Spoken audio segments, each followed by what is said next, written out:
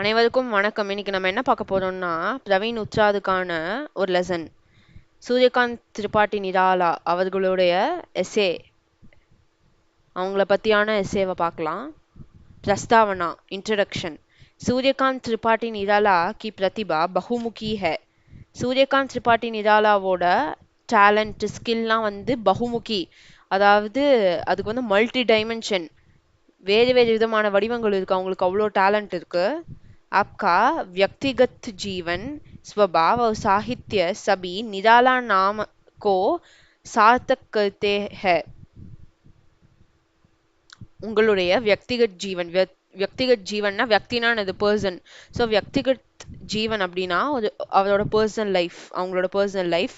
ஸ்வபாவ் அப்படின்னா அவங்களோட கேரக்டர், ஒரு சாகித்ய லிட்ரேச்சர், இது எல்லாமே நிராலாங்கிற அந்த பேருக்கான ஒரு மீனிங்கை வந்து ஃபில்ஃபில் பண்ணுது. சார்த்தக்னா அதை வந்து அர்த்தமுள்ளதாக நமக்கு வந்து காமிக்குது. आप सदैव युग के साथ चलते रहे.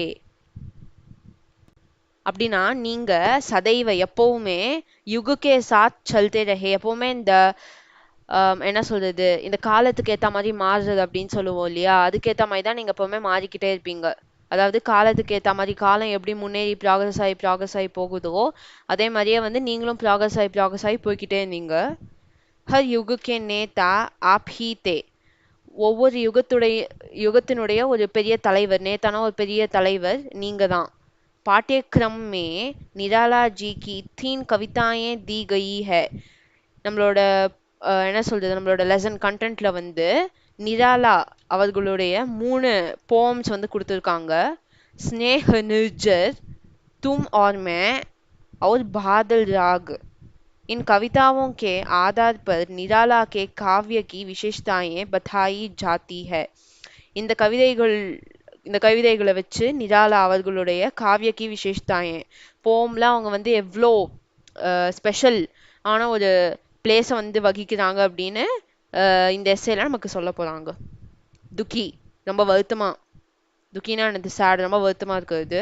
कवि अपने सुख से ज्यादा दुख को कविता में लिखा करता है. கவிஞர் கவிதையில வந்து அவரோட சுகத்தை விட, அதாவது சந்தோஷத்தை விட ஜியாதா துக்கு, நிறைய துக்கத்தை பத்தி தான் வந்து எழுதுவாங்க. यह दुख को हल्का करने का तरीका है. இது வந்து சேட்னஸை வந்து லைட் ஆக்கக்கூடிய ஒரு டெக்னிக், தரீக்கானா. कवि निराला प्यार और सौंदर्य का सुख अनुभव करते थे. கவிஞர் நிராலா வந்து பியார்னா அன்பு, லவ், और சௌந்தர்யனா அழகு, का सुख अनुभव करते थे, அந்த ரெண்டுத்தினுடைய Pyaar and Soundarya, love and அழகுடைய அந்த ஹாப்பினஸ் அவங்க வந்து எக்ஸ்பீரியன்ஸ் பண்றாங்க, அனுபவ். जीवन के अंतिम समय में वे प्यार और सौंदर्य से दूर हो गए. அவங்களோட டெத் பெட் டைம்ல, அதாவது அவங்க வந்து போற சாவின் விளிம்புல இருக்கும்போது அந்த நேரத்துல அவங்க வந்து லவ், அதாவது அன்பு மற்றும் அழகு, இது ரெண்டுத்துல இருந்து ரொம்ப தூரமா இருந்தாங்க, ரொம்ப விலகியே இருந்தாங்க. தயனீய தஷா, இது ரொம்ப பாவப்பட வேண்டிய ஒரு நிலைமை. कवि निराला कहते हैं कि अब तक स्नेह का झरना बह रहा था.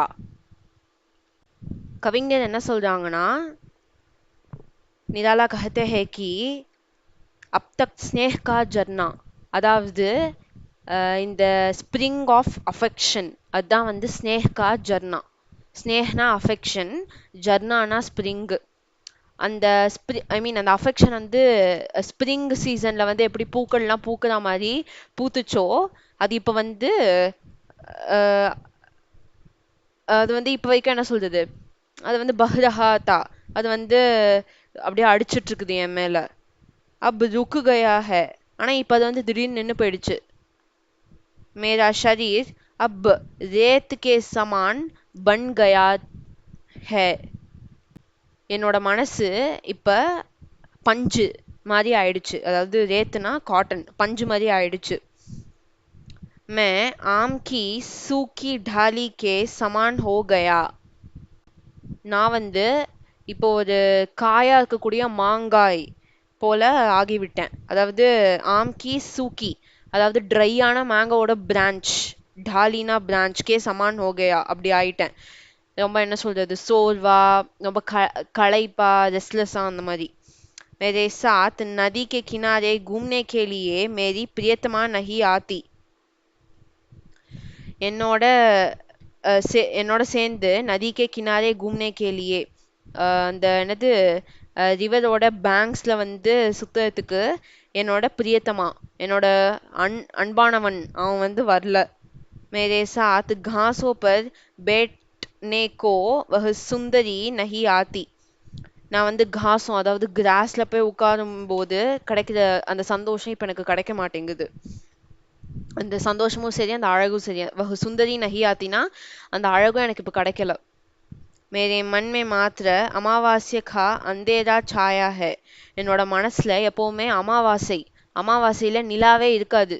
அப்ப நிலாவே இருக்காதுல்ல ஆக்சுவலி, வானம் ஃபுல்லா வந்து கருப்பா தான் இருக்கும். ஸோ அந்த மாதிரி அந்தேரா சாயா ஹை, அந்தேரான என்னது இருட்டு வந்து சாயா ஹை ஃபுல்லா அப்படியே ஸ்ப்ரெட் ஆயிருக்கு. மே திரஸ்கிருத் ஹூ. நான் இப்போ ஒரு நிராகரிக்கப்பட்ட ஒரு பொருள் ஆயிட்டேன். யாருமே என்னை வந்து என்ன சொல்றது மதிக்கவே மாட்டேங்கிறாங்க. எல்லாருமே என்னை வந்து நிராகரிக்கிறாங்க, அதாவது ரிஜெக்ட் பண்றாங்க. ரகசியவாதி, ரகசியவாதினா எப்பவுமே வந்து ஒரு சீக்ரெட் உள்ள வச்சுக்கிட்டே இருக்கிறது. ஆக்சுவலி ரகசியவாதி, பிரகதிவாதி, ஹாலாவாதி அப்படின்னு டிஃப்ரெண்ட் டைப்ஸ் ஆஃப் அந்த ஐடியாலஜிஸ் இருக்கு. அதெல்லாம் நீங்க முன்னாடி பேப்பர்லயே படிச்சிருப்பீங்க.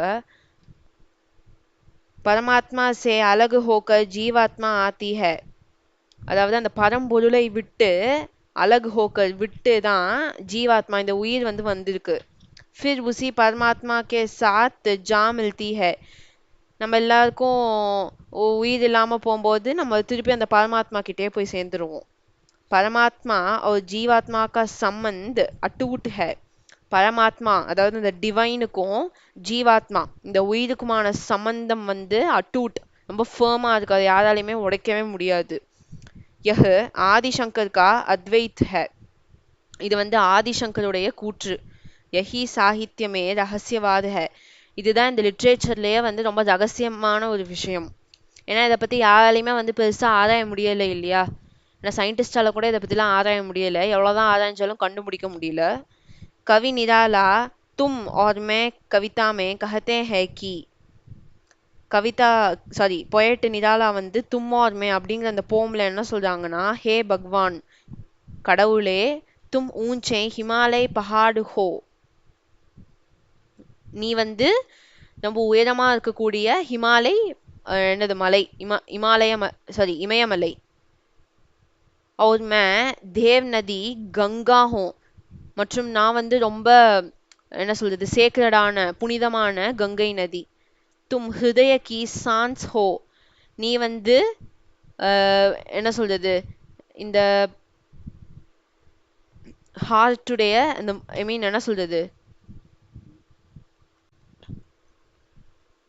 தும் ஹிருதய கி சான்ஸ் ஹோ. நீ வந்து இதயத்தின் மூச்சு. और मैं उसी हृदय की कविता हूँ. மற்றும் நான் அந்த இதயத்தின் போம், அதாவது என்ன சொல்றது கவிதை. தும் பிரேம் ஹோ और मैं शांति हूँ. நீ வந்து அன்பு காதல் மற்றும் நான் வந்து அமைதி பீஸ். தும் சூரஜ் கி கிரண் ஹோ. நீ வந்து சூரஜுடைய அதாவது சூரியனுடைய ரேஸ், அதாவது அந்த பட்டொளி வீசும் இல்லையா காலையில, அந்த கோல்டன் ரேஸ்.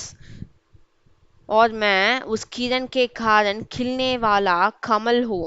மற்றும் நான் அந்த கிரண் அந்த ரேஸ்னா அந்த வெளிச்சம் வரும் இல்லையா, சூரிய ஒளி, அந்த வெளிச்சம் அதை தான் இங்க வந்து கிரண் அப்படின்னு சொல்லியிருக்காங்க.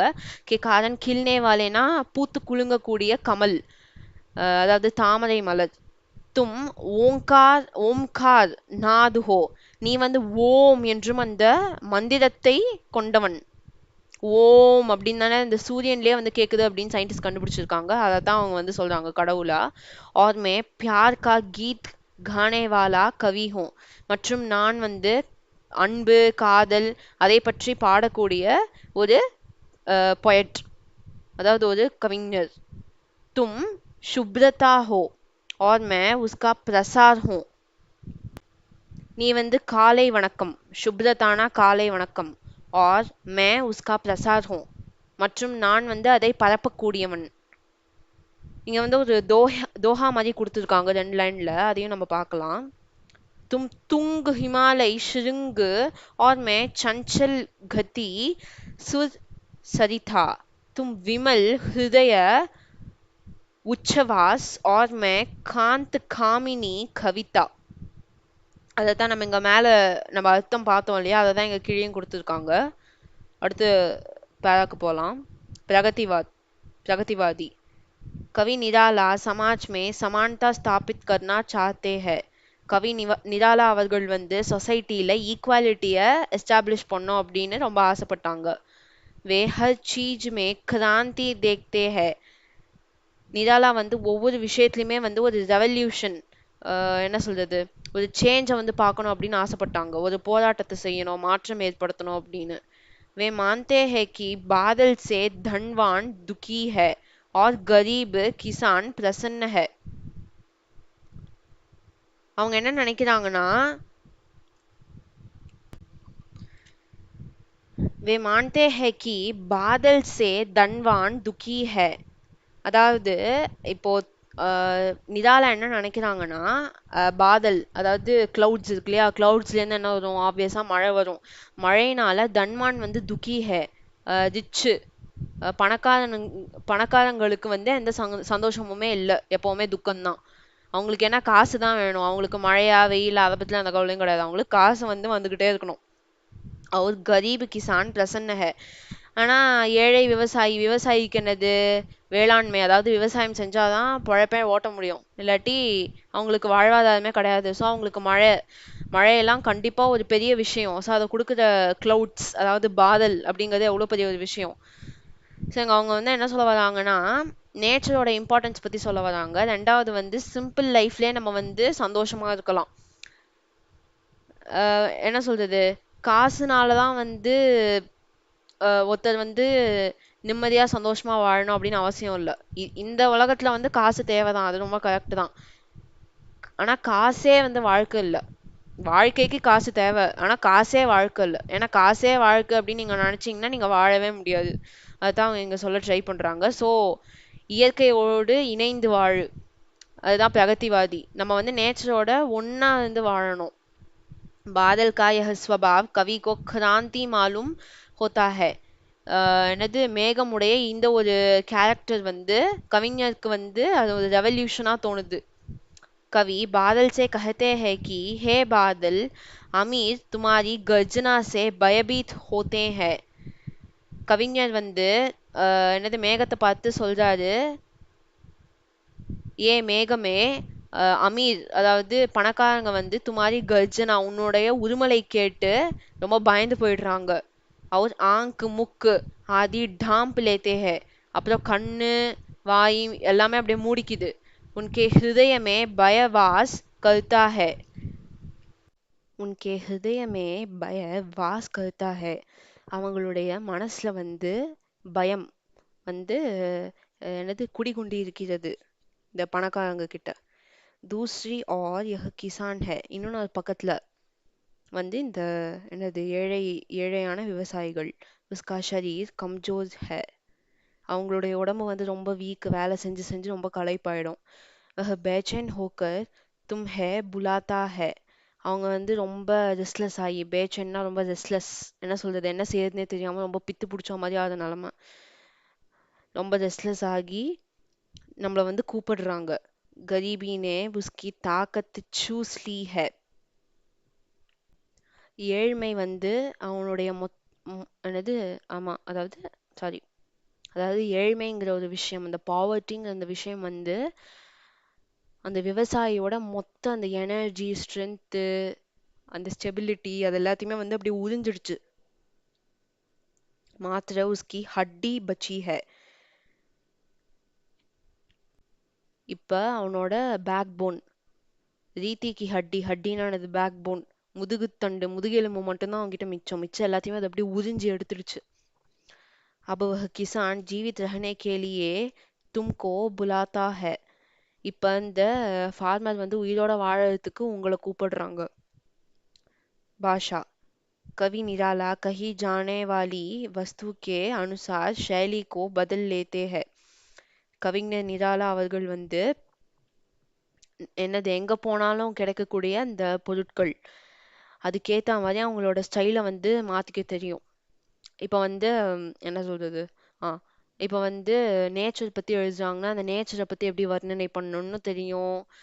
இப்ப வந்து இந்த ஹாலாவாதி இந்த ரொம்ப சீக்ரெட்டான இந்த திங்ஸ் பத்தி எழுதுறாங்கன்னா அதை வந்து எப்படி ரொம்ப சீக்ரெட்டான ஒரு விஷயத்துல மர்மமான முறையில சொல்லணும் அப்படிங்கறதும் தெரியும்.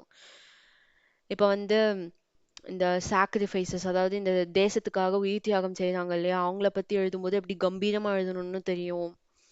இப்ப தலைவன் தலைவி பற்றி எழுதும்போது எப்படி அதை வந்து நல்ல காதல் ரசத்தோட எழுதணும் அப்படிங்கறதும் நிராலாக்கு தெரியும். ஸோ அந்த விஷயத்துக்கு ஏத்த மாதிரி அந்த சப்ஜெக்ட்டுக்கு ஏத்த மாதிரி இவங்க வந்து அவங்களோட அந்த என்ன சொல்றது ஷைலினா அந்த ஸ்டைலை வந்து அவங்க மாத்திக்கிறாங்க. அவங்க சொல்ற ஸ்டைல், அந்த போம்ஸ் அந்த கவிதைகளை சொல்ற ஸ்டைல. स्नेह निर्जर में दुख दर्द और निराशा का वर्णन है.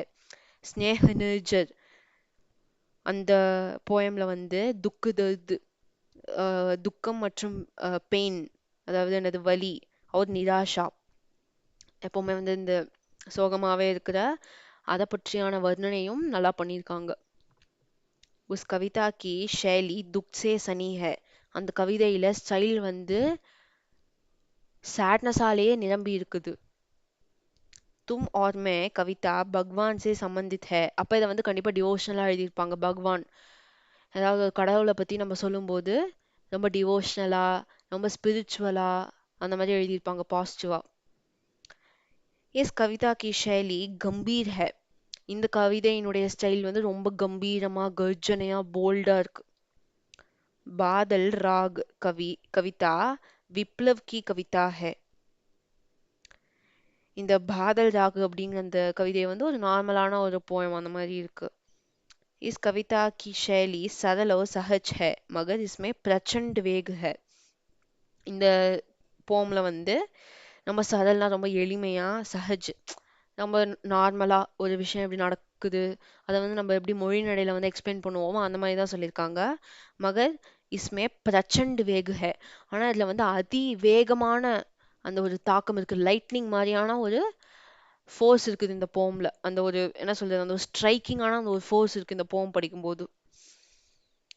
விசேஷ்தா, ஸ்பெஷலா இந்த கவிதையில என்ன இருந்துச்சு, இவங்கள பத்தி என்ன இருக்கு மெயினா இந்த கவிதையில இல்ல, இந்த இவங்கள பத்தி என்ன மெயினா ஸ்பெஷலா இருக்கு. கவி நிராலா பஹலே சாயாவாதி கவிதை, நிராலா வந்து முதல்ல வந்து சாயாவாதி கவிஞராக திகழ்ந்தாங்க.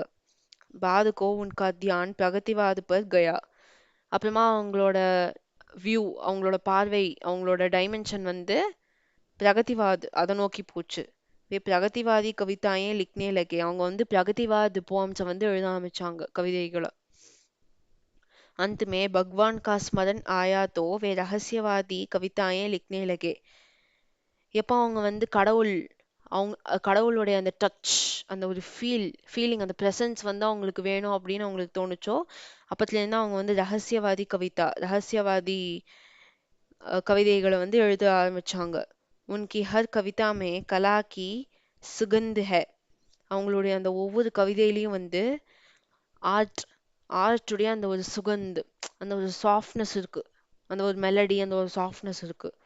பாவ்கா ரங்கு ஹை, அந்த எமோஷன் அப்படிங்கிற அந்த கலர் இருக்கு.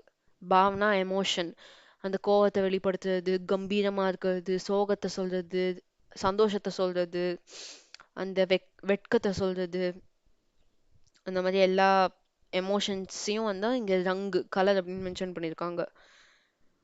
அர்த் கி காந்தி ஹை, மீனிங் இருக்கு அவங்களோட போம்ல, சும்மா இல்ல, ஏதோ ஒரு அர்த்தம் இருக்கு அவங்களோட போம்ல. ஸோ இந்த எக்ஸ்பிளனேஷன் உங்களுக்கு பிடிச்சிருக்கும் அப்படின்னு நம்புறேன். பிடிச்சிருந்ததுன்னா கண்டிப்பா வர்ஷினி vlogக்கு ஒரு லைக் கொடுங்க. நிறைய நிறைய ஷேர் பண்ணுங்க, ஃப்ரெண்ட்ஸ், ரிலேட்டிவ்ஸ், நெய்பர்ஸ், அவங்களோட யாரெல்லாம் பிரவீன் உத்ராத் படிக்கிறாங்களோ அவங்களோட கண்டிப்பா ஷேர் பண்ணுங்க. கண்டிப்பா உங்களோட என்ன சொல்றது கருத்துக்களை வந்து கமெண்ட் பாக்ஸ்ல வந்து கமெண்ட் பண்ணுங்க. கண்டிப்பா நம்ம சேனலை சப்ஸ்கிரைப் பண்ணி வச்சுக்கோங்க, அப்பதான் உங்களுக்கு இந்த மாதிரி சூப்பர்பான எஜுகேஷனல் வீடியோஸ்லாம் வரும். வேற ஒரு இன்ட்ரெஸ்டிங்கான வீடியோல பார்க்கலாம். நன்றி, வணக்கம்.